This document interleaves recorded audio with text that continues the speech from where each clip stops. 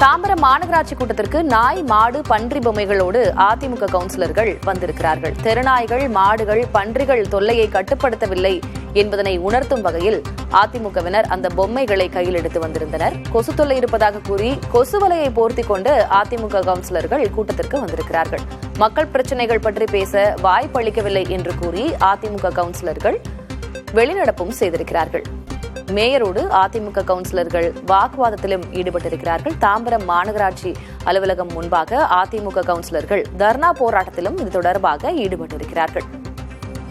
கூடுதல் விவரங்களை வழங்குவதற்காக செய்தியாளர் சாந்தகுமார் இணைந்திருக்கிறார். சாந்தகுமார், என்ன விவரம்? அதிமுக கவுன்சிலர்கள் இது குறித்து என்ன சொல்கிறார்கள்?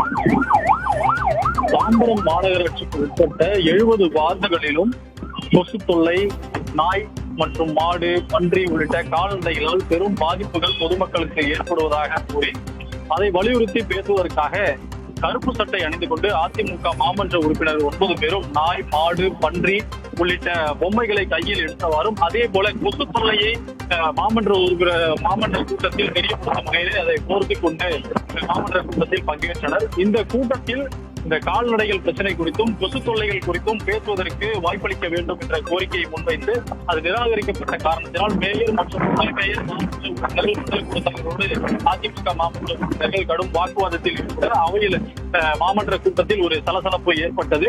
பின்னர் அதிமுக மாமன்ற உறுப்பினர்கள் கூச்சலிட்டவாறு அங்கிருந்து வெளியேறினர். அதற்கு முன்னதாக மேயர் மற்றும் துணை மேயர் அவர்களை வெளியேறுமாறு தொடர்ந்து வலியுறுத்தி வந்தனர். இதன் காரணத்தால் அவர்கள் கூச்சலிட்டு கோஷங்களை, அதாவது மாமன்ற கூட்டத்திற்கு எதிராக கோஷங்களை முன்வைத்துக் கொண்டே அவர்கள் வெளியே வந்து இந்த நாய் மற்றும் இந்த கொசு அலை உள்ளிட்ட பொருட்களோடு மாமன்ற கூட்டம் நடந்த வாயிலில், அதாவது மாநகராட்சி அலுவலகத்தின் வாயிலில் தர்ணா போராட்டத்தில் ஈடுபட்டு வருகின்றனர். அந்த காட்சிகளை தான் நாம் பார்த்து வருகிறோம்.